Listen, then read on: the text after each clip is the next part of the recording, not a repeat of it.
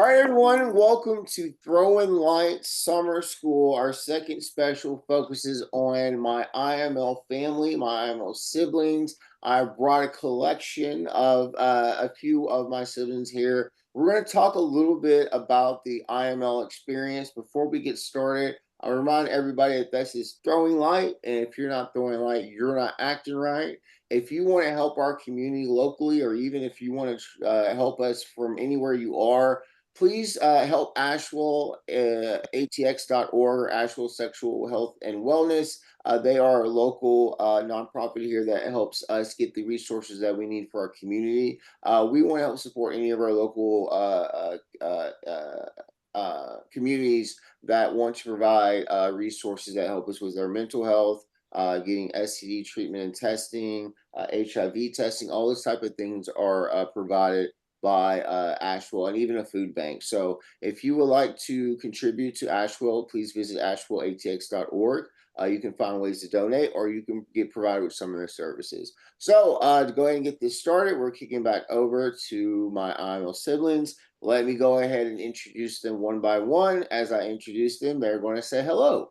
First of all, we've got our runner-up from International Mr. Leather, Stephen. Hi, everyone.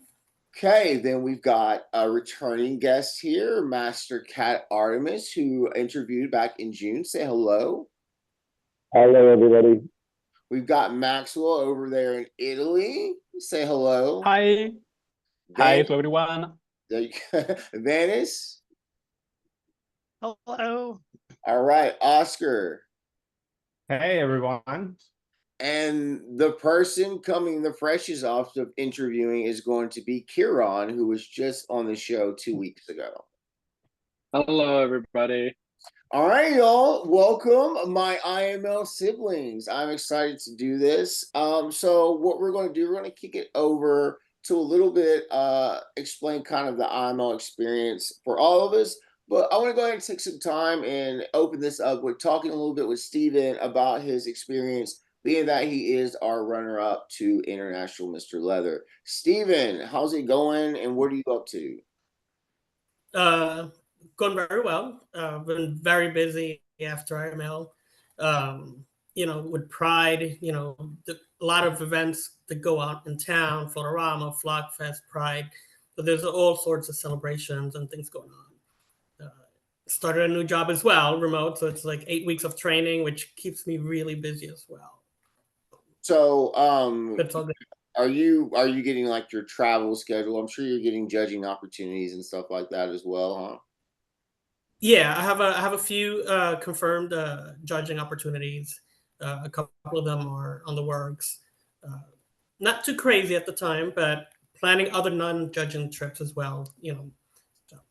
So, were you, when you went into IML, we all had different expectations of how we were going to, how things were going to play out. I don't know how I'm going to, open up this up to let everyone later, but I don't think IML ever turns out. It's not a predictable thing or anything like that. It's just about what you can do in this contest setting. I think everyone will agree with me on here that IML is a contest of winners. So it's already you're going there and literally just doing it's kind of a snapshot of who you are. It doesn't really give you this whole vibe of who you are and what you've done through a course of a year. Stephen, what was it like, getting that close, getting announced as runner up? How did that make you feel? How did your journey kind of come to a culmination at that point? We all go there with the same goal.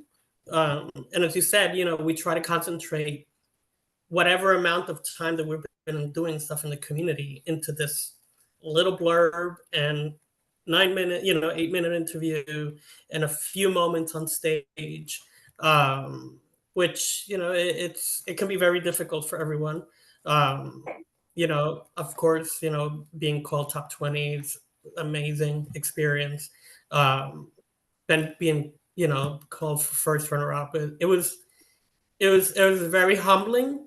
I've been in the community for over 20 years now, from when I was in the Northeast in New Jersey, and then now here in Florida, pretty new 3 years. So for me, it was like, all these years that I've put into kind of like come together, as I would put it. So, would you to people that are watching this, do you recommend striving to go to IML? Do you think that the experience is something that people need to aim for if you're a title holder in our community? If you can afford it, if you can provide the time, I would certainly say do it. I know some of us, our titles require running for IML. Others, you have a little bit leeway, that you can run for other titles. Some don't. But what number one is, don't get yourself into financial burden just to go. Go responsible to yourself. It's very important that you're responsible to yourself above all. That the experience it's amazing, whether it's as a contestant or non-contestant. So everybody, do you agree with Steven? It's expensive. Oh yeah. Yes. Yes, absolutely. Yes. It was a thing. So yes, no, it is a costly trip. Luckily, I have sponsors that helped out with a lot of it. I'm sure that my fellow siblings had a lot for it. Steven, before we transition to most of the group, bringing your experience, your placement back to you're in Wilton Manors. Was that more appropriate for me to say than Fort Lauderdale?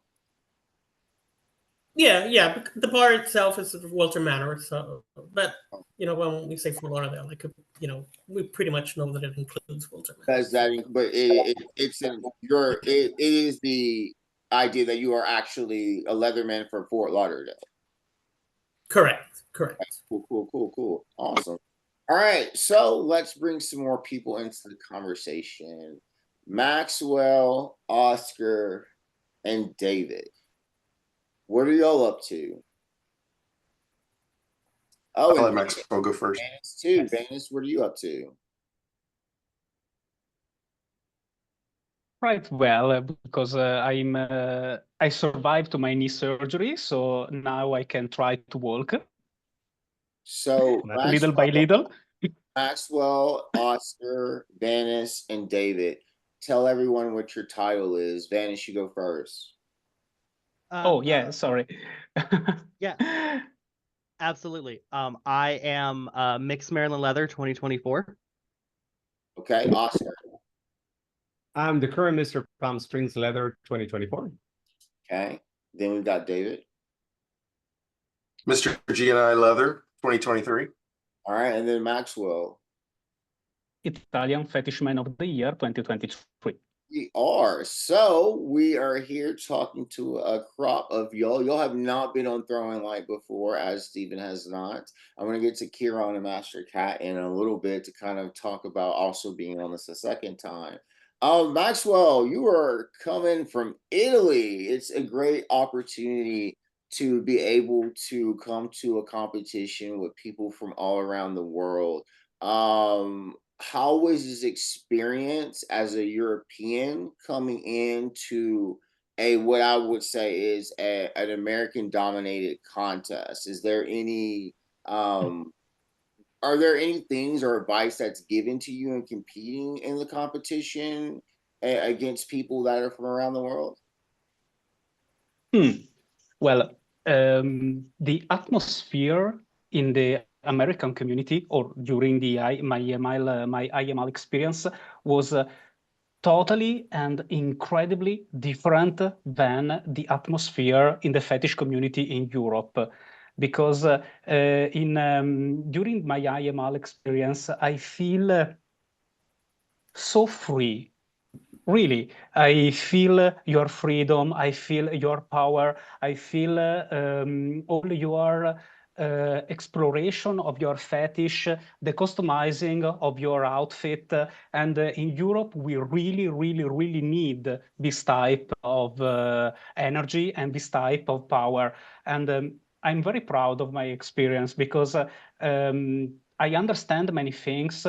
I'm studying a lot, and I want to try to bring the power of the energy during IML and bring it in Italy. And next year, I want to come with my Sasha son, the Italian Fetishman of the Year 2024, Rufus, and probably I recome to IML with the actual Mr. Leather Italy. So probably for all the IML experience, I become the Sash wife of the two Mr. of Italy.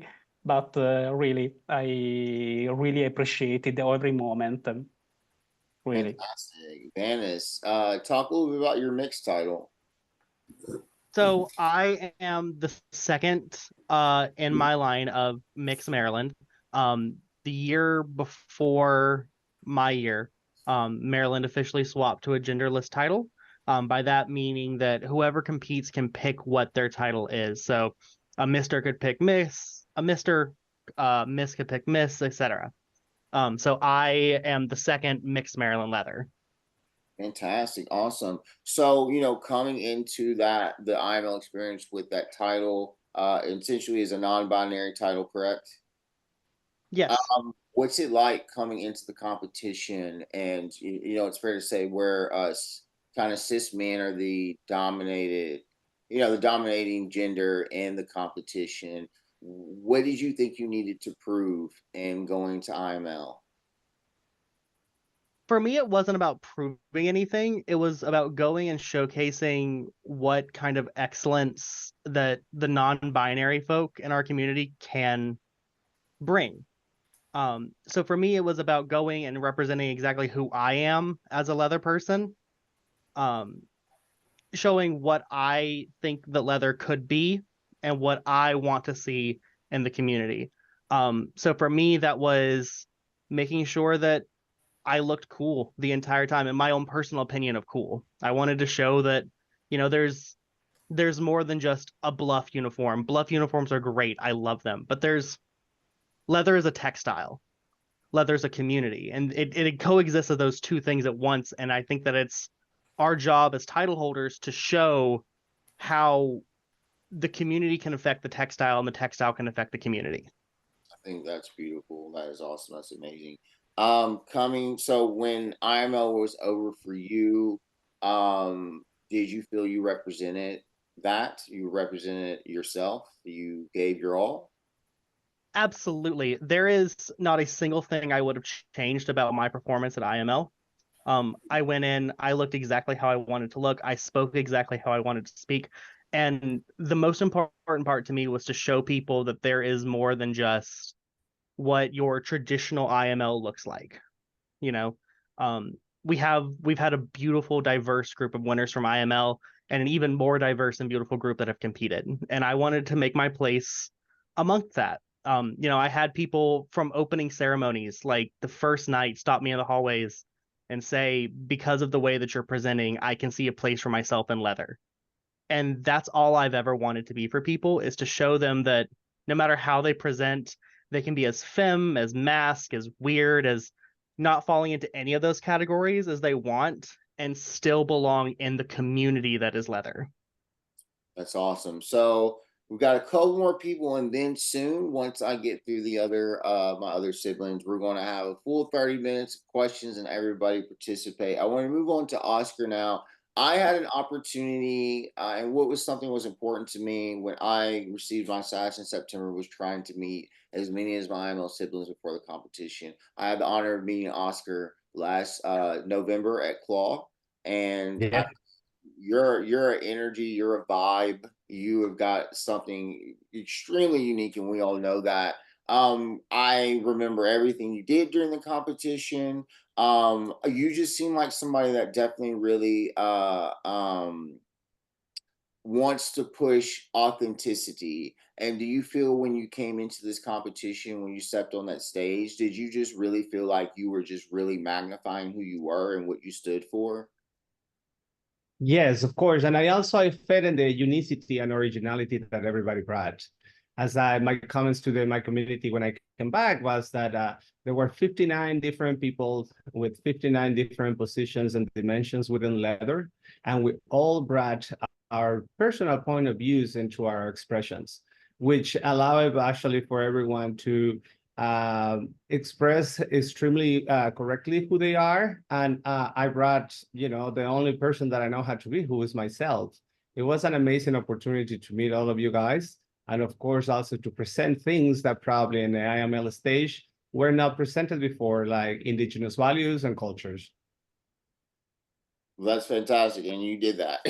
You for sure did that. Thank you. What did you want to accomplish at IML? I wanted to show that there's a knowledge of leather actually goes beyond the experiences that we probably have currently. As you know, the first people that actually wore leather ever were when humans became hunters and gatherers. And it was the first fabric that we utilized actually to cover ourselves from the environment. And with that ancient knowledge comes a lot of ancient traditions. So for instance, we give it a lot of value to the current history that we have from the 1940s, but sometimes we have to forget that traditionally we have had a lot of ceremonies that involve leather. And whether we knew or were not aware of it, we all were able to experience that because we felt the camaraderie, we felt the reciprocity, we felt the support and the love of people that have had been in that competition before us. So it was everything accomplished to me. I think that my experience at IML was everything that I expected, and even more because I got to share a stage with all of you beautiful people. Oh, this is cool. I can definitely tell you guys are leaders by the way that you respond to questions. So I just want to say, everybody, keep up the leadership talk because it's very clear that some of us are used to public speaking. All right. So now David is actually going to be a guest on Throwing Light in September. David is Mr. GNI Leather. And David, I think it's really important to explain what your title is. Yep. So GNI stands for Gay Naturists International. For those of you who aren't familiar, naturist is also a nicer word for nudist. So GNI throws an annual, we call it Gay Naked Summer Camp in the Pocono Mountains of Pennsylvania every August. There's about 500 or so men and male identifying individuals that will show up and spend a week camping and having fun in cabins, not tents, with each other for a week. And it's an amazing experience. And so I'm looking forward to going back again in August. What's it like bringing your title to International Mr. Leather? Do you get any pushback in terms of having a nudist title in the leather community? Oh, yeah. Oh, yeah. I get lots of questions around, well, wait, you're a nudist title. Why are you going to IML? And I have to tell people, I want a leather title at a nudist event. That doesn't mean that I won a nudist title. I wore leather to compete for my title. I did a bondage scene to compete for my title. So it's very much a leather title. Right on. Post IML, what's it been like? You're in Dallas. We just saw each other for the Mr. Dallas Eagle competition. What's it like to be past IML now? Feels like I can breathe. There is so much going on to get ready for IML, and I don't regret a single moment of IML. But I do appreciate the time that I get back to.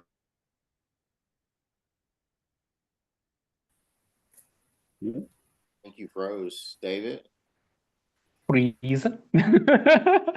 We freeze David. David's computer's screen froze. Maybe we'll get him back. All right, Cat, Master Cat coming back to Throwing Light. I think you're my second guest that make a return appearance already, so that's cool. Mr. Master Cat was at, so one thing about me and IML were numbers. Master Cat was in my group. I was number 1. Master Cat was 10. Master Cat. So in terms of like talent and creativity, you did some very interesting things, magic tricks, all the above.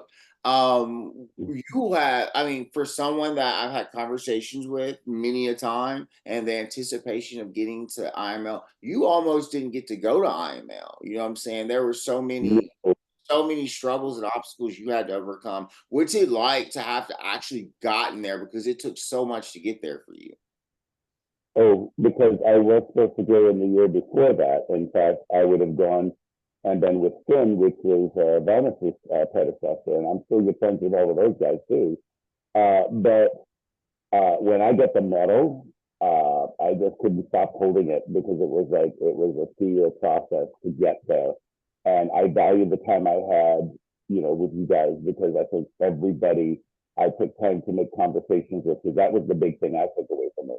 Having those conversations in different parts of the room as well, getting ready, or talking somebody down when they're going, "Oh my God, I can't do this," and I'm like, "Yes, you can. Get out there, how?" And all that stuff. You know, admiring, as Oscar said earlier, all the 59 different ways of presenting, and everybody looking fabulous in their own way, and stuff like that. I went around and complimented people's clothing and outfits, and one of us that was crawling under the table with nothing on, that was really, really great too. So we need to get that table back. I know somebody that I want to see crawling under the table again. But for me, it was about the relationships, both all the contacting with each other on the WhatsApp, all the way up to leading to the event, and then even the conversations we have now afterwards, when we see all that stuff going on and finding out what are we all doing and things like that. But that was the thing for me. I lived for the conversation, and I lived for those moments when I watched everybody else just do their wonderful thing. And yeah, changing a handkerchief color in the middle of testing personalities is cute. It fit my description of being a witch. And when I found that witch hat for the finals, it was like I had to put that thing on. So it was great. I remember getting the witch hat. I remember you purchasing the witch hat and being excited. David, we were all in Dallas for that title, and I kind of surprised David that I actually left San Antonio, because I'm a bit of a hermit and I'm a bit of a recluse at times. So guys, those of us that want to hide and be away, it's the after those guys to say, "Come on out, we still want to see you," and all that stuff. Because I'll hide here. I'll hide here in my garden otherwise. So. All right. So then, I'm going to grab Kieran, and then we're going to get to the fun group questions. Kieran, you just were here 2 weeks ago. So the quickest turnaround for a guest. Kieran and Kat, I have a lot of memories specifically with y'all because of like the post. We didn't make top 20, but you guys were in the back with me. Kieran, I know I've had you on, and we did talk a little bit about IML. You know, and we talked about, you know, the positivity that comes out of this. Kieran, you know, coming from Mayhem Leather, you know, why don't you tell people a little bit about what the Mayhem Leather title means? Well, the Mayhem Leather title that comes from an event called Bears Bikers in Mayhem. It's a good conjugation of, you know, being a leather person, but also having like these huge, you know, personality and being the loud person in the room, which really married my personal way of life. So was when I decided to compete, that was the main idea. And this matched with another title, which is Mayhem Leather Bear, which historically came 2 years after, 2-3 years after the leather title. And so we walk in pairs, even if but the idea of the title and the event is actually to put together leather people, bear people, everybody that wants to have like this fun weekend, and just being themselves is one of the places where has been recorded as one of the biggest play area in the Northeast, which is gender inclusive now. So there's been a lot of work to make sure that everybody feel welcome. I have a great memory of Mama Shannon. They were North American Mama last year, and they came to BBM. This is where we met. And after they sent me these messages, I never felt so welcome. And I was like, you made my day. So, Kieran, I'm going to ask you a question, and we're going to kind of start and go ahead. So, this is really a question for the group. Uh, I'll start with Kieran here, and you guys can jump in. Take in turn. What was your most memorable moment from IML? Oh my God, I have so many memories. I think that one moment that I think it's really imprinted is the moment that we walked in for the very first time in the room. I was not expecting people, we cannot say a lot about that, but the point was that like I was not expecting to see all those people cheering us, and I kind of felt that energy of like everybody that was before, everybody that came before us. And it kind of gave a warm welcome, but it was immediately a warm welcome home. And that was very, very, very powerful. And I think that's one of the strongest powerful memories that I have among others. But that's been so full of energy. Steven, what about you? I have to agree, and even though I'm, being called to the podium for runner up is an amazing memory. But I agree with Karen. When those doors opened, like I just cried like the whole time. 'Cause you felt that energy, that emotion that there was 59 of us and so many more from the past in there, welcoming us to their family. So that's when it was like, that was our family moment. That was our family gathering. We're all in there at once at the same time. Because after that, we got our groups. We came together when we were organizing, but then our groups did their thing. But that was that moment, that big family reunion that everybody sees each other. So that was quite, yeah, I cried a lot. So that was pretty memorable. Maxwell, what about you? For what, darling? Explain. So, what was your best moment from IML? What was your favorite moment? The end. Really, because during all the competition, probably I accumulate many different stressful moments. But the sum of all this moment create like stairs. And really, I appreciate every moment. The first time we walk on the first stage and the last time we walk on the last stage was totally amazing. Really, for me, yes. So my next question is going to go back to David. What was your favorite part of the competition?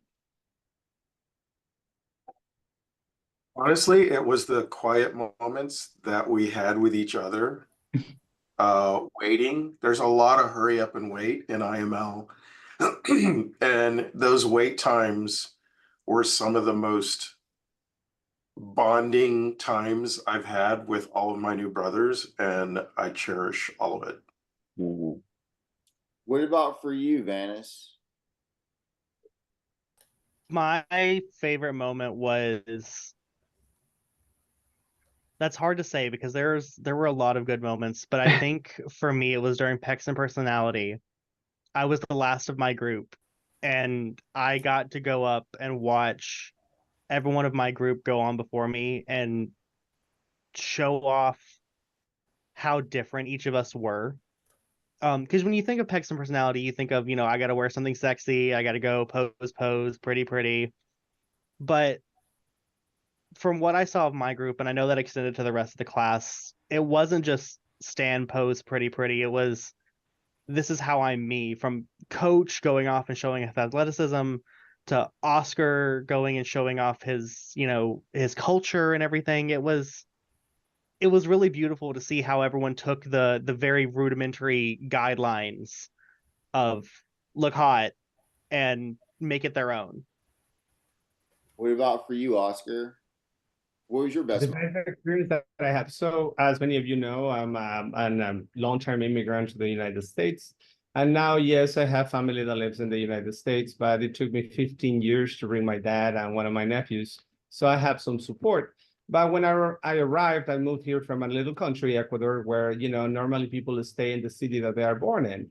So when I moved to the United States and holidays will come around, my coworkers will always travel to their families for Christmas or Thanksgiving or any other big celebrations that we have in the US, which was something very new to me for many years. And I remember that Miguel said that this is your family reunion. That is the point actually where I truly turned up, not only because I got an answer for a question that I have had for almost 20 years, but also because I felt identified and I felt welcome and I felt loved. And I was able actually to reciprocate all of those feelings to all of the people that were there. So I think that that is the biggest moment that I keep with me in my heart. It's awesome. And Kat, what about you? I kind of echoing a little bit of what it was there for the especially David mentioning those quiet moments. But when we were at Pets and Personalities, before anybody took to the stage, if you all remember, I gathered us around and we did that prayer of friendship. I did, and the White Witch in me just came out, and I just had to bless my brothers because I was growing in love with all of you so much. Because I need to do this blessing before we go on that stage, and a lot of people came up quietly and said thank you later on. But it was that was how I felt at the moment, and it was such an eloquent thing that Miguel let me spend 2 minutes before we had to get on stage to do that. And I was very thankful for that. And that was the thing, just letting the brothers know how I felt and blessing them before we went on that stage, because I think that took a lot of stage fright away from people too, which is the intent. I remember that, and that is very true. And I think that you tried to, I mean, not tried to, I think even before the competition, you've tried to stress that you were here for the siblinghood. And Yes, that's all that's I've been there just and I'll be honest with you, that's all that's really come out of your mouth. You never were like, "Oh, I'm going to go on out," but you were like, "This is a brotherhood. This is an experience. This is what we're getting for." And you've always been that person that has been like, "This is about the brotherhood." So I and appreciate there's a that. reason You for were great income for me. there's a Let's reason for talk. Let's talk a little bit about going for a competition and not doing what you expect that you're going to do. So obviously, not all of us won. um, I know my most prized moment, I want to say, does go back a lot to the opening ceremony experience. At the time, I guess my best moment um actually was what I thought was the worst moment at the time, and that was getting number one. So I was trying to run away from that while I was in the competition because I was terrified, absolutely terrified. And I was terrified because stepping on the stage, especially going to something you've never been to, I'd never been to IML before. It just was overwhelming at the moment when I got it. But Kat, all of you, you guys were fantastic. Everybody knows I had a panic attack. um, but if it wasn't for y'all's comforting and your encouragement, I don't know. I just can't imagine going to that competition and just like keeping to yourself and not participating in the energy and the brotherhood if I didn't have you guys there for me to go to and talk to in a moment, or just to go be around and be the energy. That helped the whole thing because we know that just the anticipation of it all is just lingering on us until we get to that Sunday night. And it was just not enough for me to be like, you know what? There are 58 other people that at least can relate to what I go through as a title holder, but also we're all in the same boat here. And that's what it really came down to. And um, so my best moments, I will have to agree with us as a collective, was getting to be there with you all, because all I'm really concerned with now is maintaining these relationships that I'm trying to build with all of you. Um, so let's talk a little bit about this now. Because people are curious how our emotions, it's a roller coaster. Just know that we go through every emotion. Kat, you and I were in group one. Um, I was literally number one, you were 10. But we were in group one. So we pulled our numbers and then we found out we had an interview at 8 in the morning. How did you feel about being a part of the first group? I actually, when I was in line waiting to pull my number, it says, please don't let me be in the first group. Please don't let me be in the first group. Please don't let me be in the first group. And I get in the first group. And I had to look up when I got done and say, tell the lady, okay, got it. What are you trying to tell me here? And, you know, like you, I had to resolve it a little bit and then realize, okay, get all your stuff done on Friday morning and get it all done with technical on Friday night. You can actually then have time to go see a bunch of brothers and family that are not competing, or see all everybody else that is, you know, in a relaxed atmosphere on a Saturday. And that was good because I get to have breakfast with some brothers from Houston that came in and were just, it was the conversations, as David said earlier, that were throughout the competition that I got to do. So that's how I resolved it. I didn't get the chance to do all the quick changes like everybody else, and I didn't get to show about 7 other outfits I wanted to wear, but I found other places to do that. Good. I did package opportunity to show off your outfits. We can make that happen. We can do a fashion show just with you. We need to put together to an event and you come out in all your leather fashions and we applaud. I'm coming up to Joy, I think, actually, for that thing at the Eagles. So I'll probably wear something there. Okay, so going back over to Steven, what is your favorite part? So let me kind of explain to people that are watching. The competition lasted pretty much from Thursday to Monday, but the competition components are interview, they are pecs and personality. Once you complete those two, then they select your top 20. You do pecs and personality again, and you give a speech. Stephen, what was your favorite component of the competition? What's your favorite event inside of it? I would say having the opportunity to give my speech. You know, it was kind of convey my story, the story of many of us who have been bullied, you know, for whether it's for being who we are, for physical appearances. So, you know, I'm a bodybuilder, so of course I enjoy showing pecs and personalities and being with them. And I'm a nudist, so you know, the least amount of clothing. So of course but being able to have the opportunity to put my story and how, as painful as it was, because it was a medical condition, and that's why I'm very short. But I learned to turn it into a positive, and that's what I wanted people to hear. You know, we've all gone through, pretty much everyone, because we're different, gone through this, but you know, own it, be confident. You know, it's like, do not let anyone get in their way of your journey. And you know, having the opportunity to give my speech, you know, in top 20, I think that was my favorite part. You know, and to connect with people. Oscar, what was your favorite part of the competition?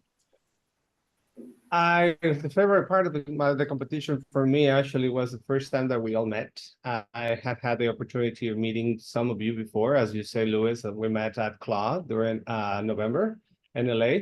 And I also, because I represent Palm Springs, when I won, I got to meet Moshiel and I got to meet Jamal.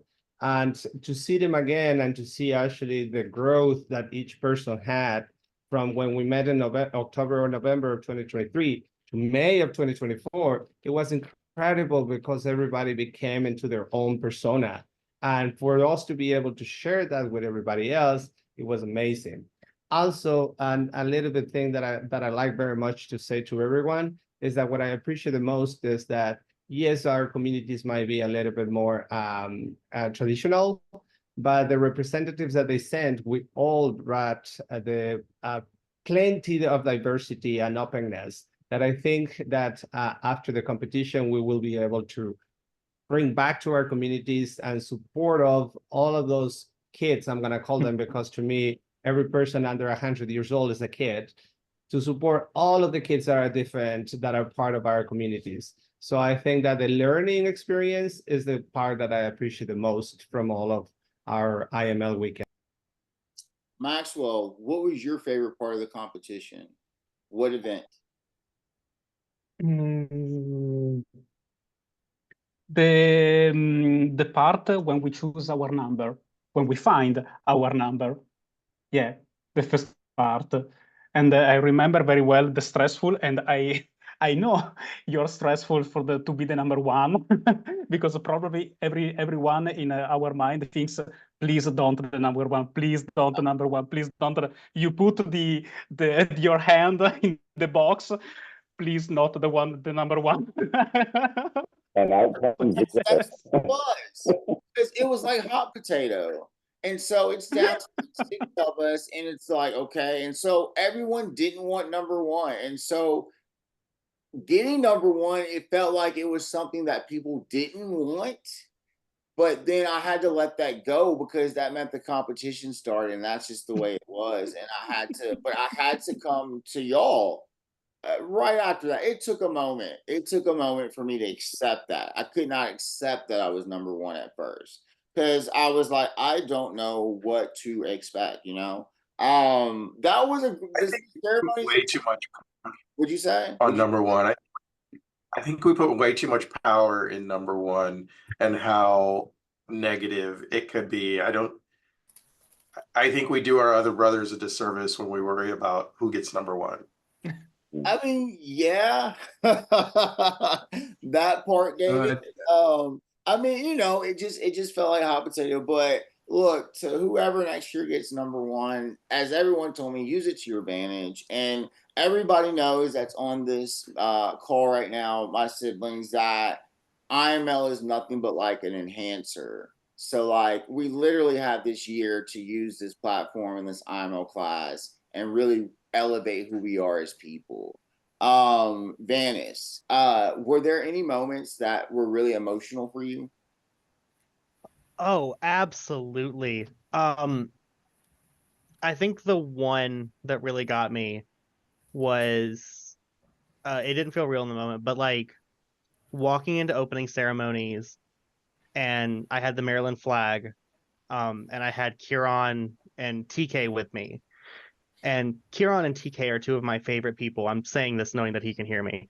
Um, are two of my favorite people. They've been there since I was there when they won their titles. They were there when I won my titles.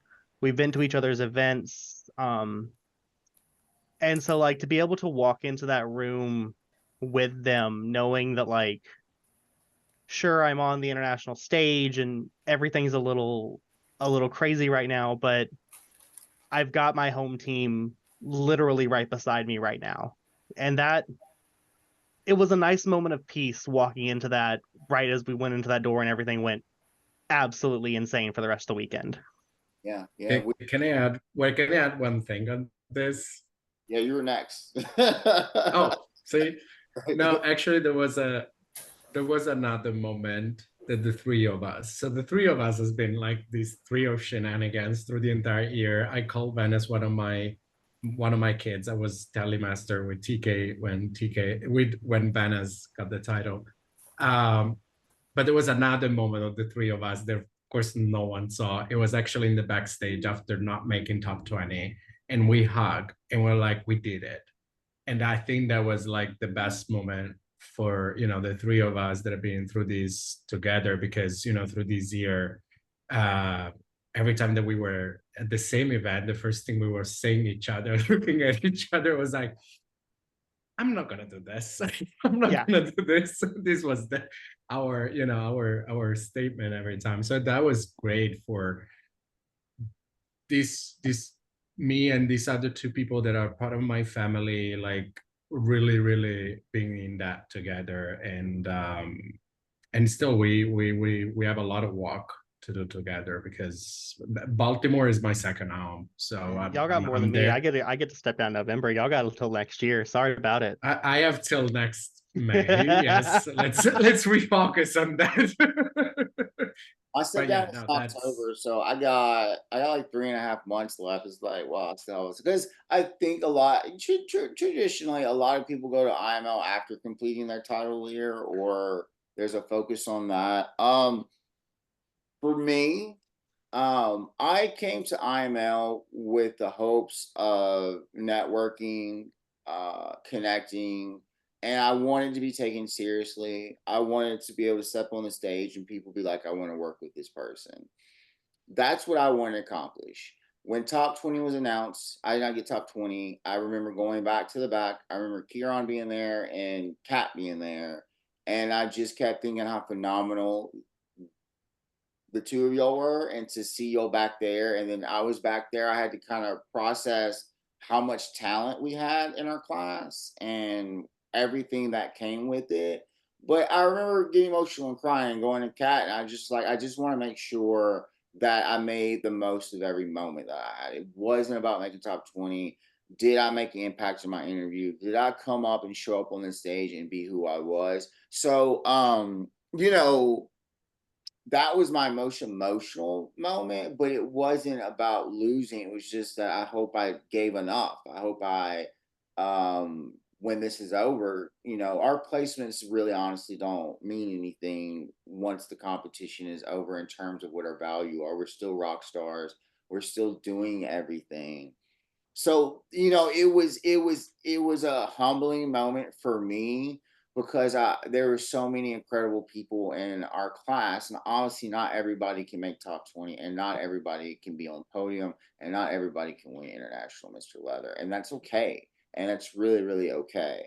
I want to say, the more we think about it, I would like to say that my best moment, actually, my favorite moments were like I said, going back to the bonding time that we had. Me and Kieran talked about this a couple weeks ago, the waiting, y'all, how much waiting we had to do. Okay. Getting up thinking that, oh, I'm going to go to rehearsal and I'll have a break. No, when rehearsal's over, you're going to stay in this room for another 4 or 5 hours until the competition. You know what I'm saying, y'all? Like that. There is a lot of waiting. I am at this is as close to RuPaul's Drag Race. Like, there's a lot of waiting. There's a lot of waiting. But At luckily, least I had makeup to do. so you had Yeah. something to do. Like, it took me literally a little bit of leather I was ready in 3 minutes. So then, you know, some of y'all hours, that's okay. So, but I do want people to know is that, like, you were on the moment that Thursday ceremony hits, you're just there. You got to be here, you got to be there at this time. And you know, sometimes it's just meeting up to go to another location. But I want to, I'm not sure if I'm correct about this, but they did feed us on the Sunday night of the actual competition.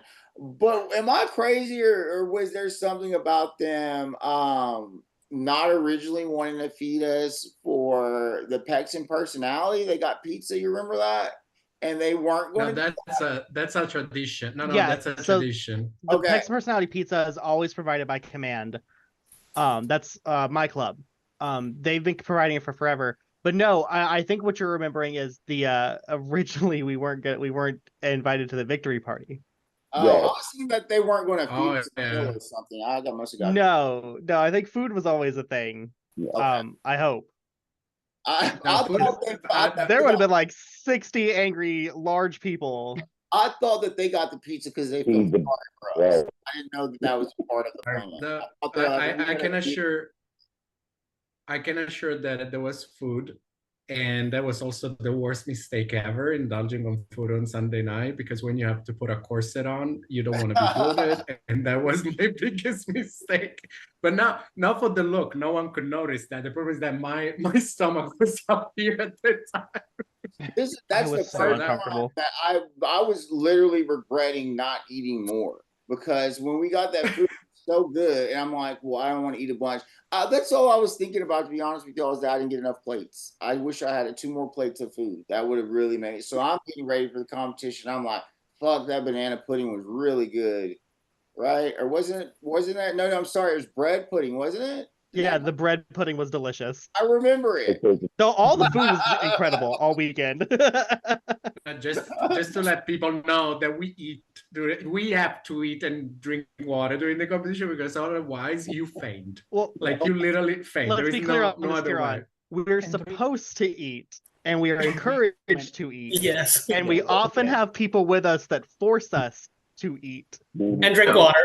And And drink water, coffee. And it was Drink like every coffee. time and coffee. And I would be coffee. the handler, I have to go to the bathroom, and then half hour waiting. Hey, I'm like, and then like again, I'm like, you're telling us to drink water. That was the thing, because I remember being in my Paxson personality look, and we were downstairs, and we were ready for the final mass load, just to call out that name.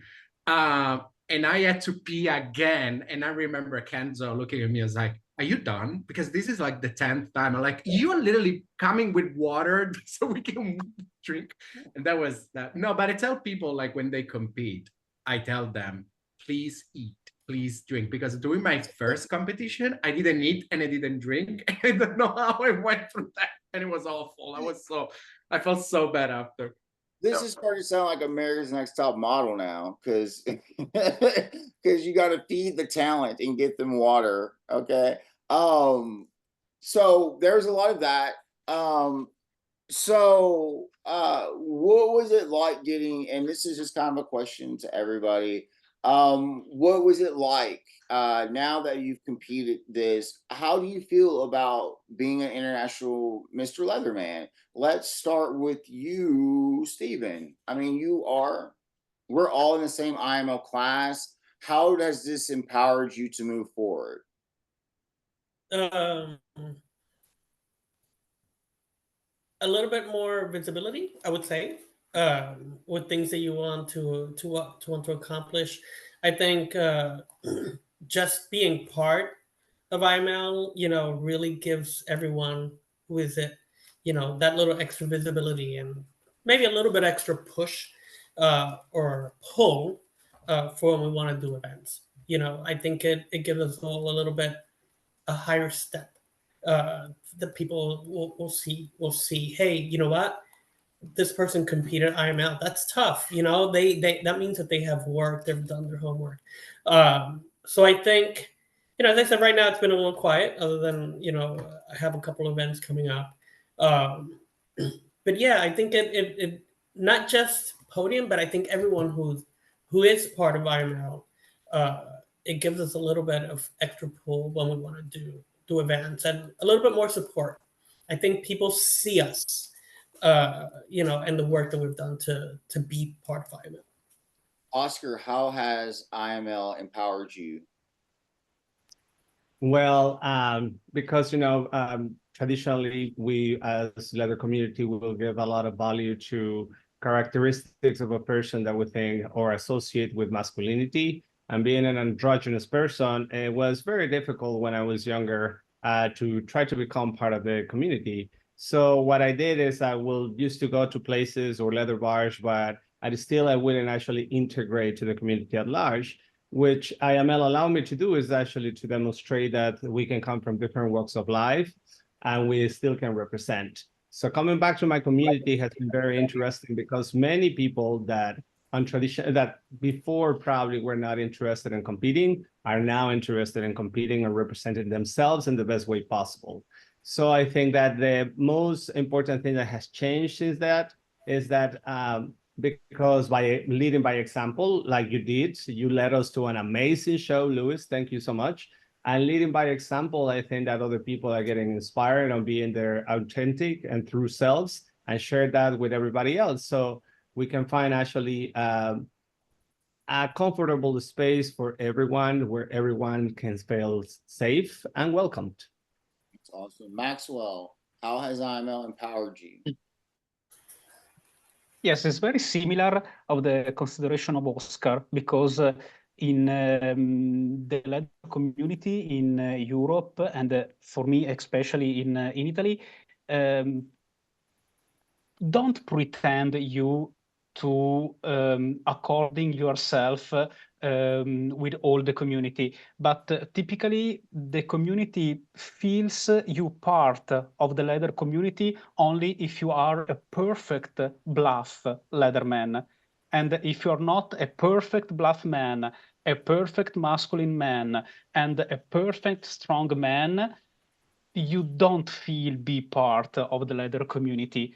And the new fetish community don't feel this.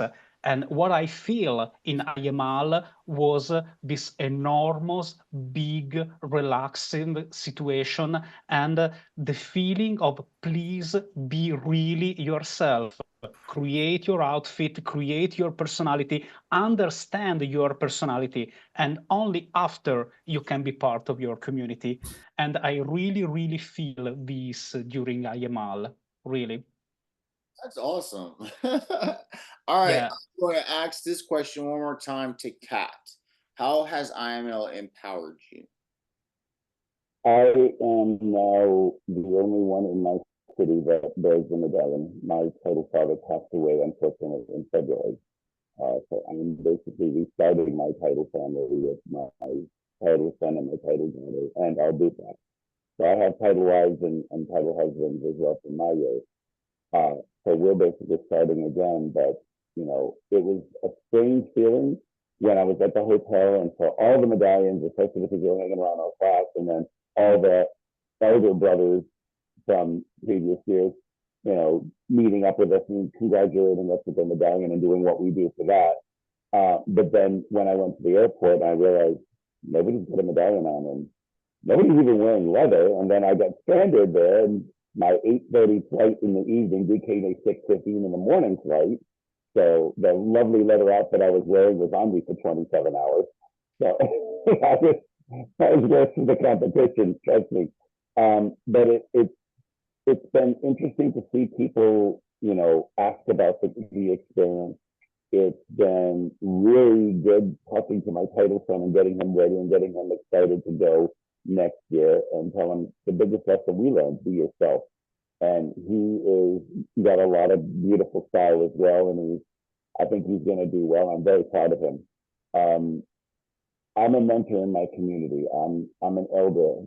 This kind of explains that. I sit back and I mentor the young men that are coming in and just discovering who they are and encouraging them to experiment with their colors, experiment with their expression, and figure out where they're at. Find out what things get you happy to do and all that kind of stuff. And it's one of the reasons I teach a BDSM 101 class every month at the Pansexual Dungeon. It's not just for leather folks, it's for anybody that's into kink or fetish, and tell them kind of the ground platform of where it all starts, and then say, okay, you're now on a journey to discover who you are and what makes you tick. And as long as you are doing everything consensual, your experiences are valid. That's where I'm at. And I'm answering questions all the time on FetLife or any of the other sites that people ask things about, because I retired from teaching music, but I'm never going to stop being an educator. That's kind of my role in the community, and I enjoy being an elder. All right. Send me some young boys for talking. All right, we're going to start wrapping up our show, but there is a question that we're going to start wrapping up the show with. David, what advice would you give anyone that's thinking about becoming a title holder or competing for IML? What is the biggest advice to give somebody going into IML? Do it. Like, take the chance. It's going to be a learning experience, whether you walk home with the sash or walk away without it. You're going to learn something about yourself, and it's going to make you a better you just going through it. What about you, Kieran? What advice would you give those that are competing in IML in the future? Soak it up every single moment, because it's a one-time life experience that will change you forever. And you already won, literally. Like, the fact that you are there representing yourself, representing your title, being yourself and showing the way you want to be, you already won the prize.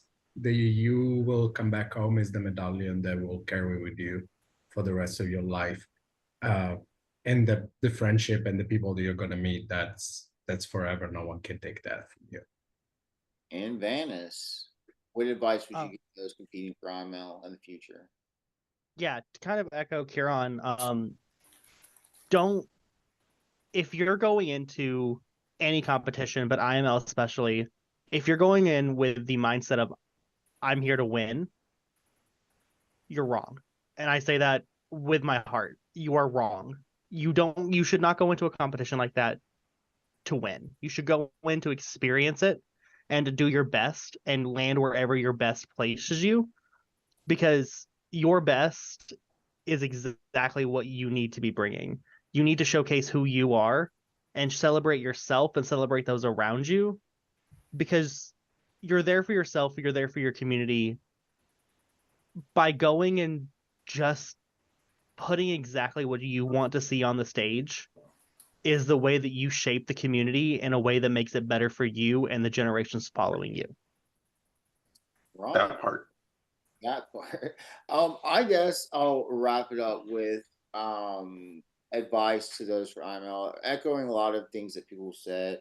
Remember, again, it's a contest of winners, as Vance is saying. Like, winning, I mean, winning is getting there, and only those that have gone through it know when you get your medallion on Thursday that you're there and you feel that.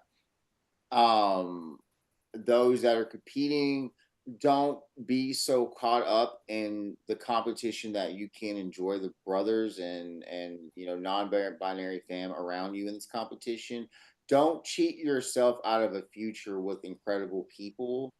Don't cheat yourself out of a future that can be prosperous with people that have common goals and stuff for you.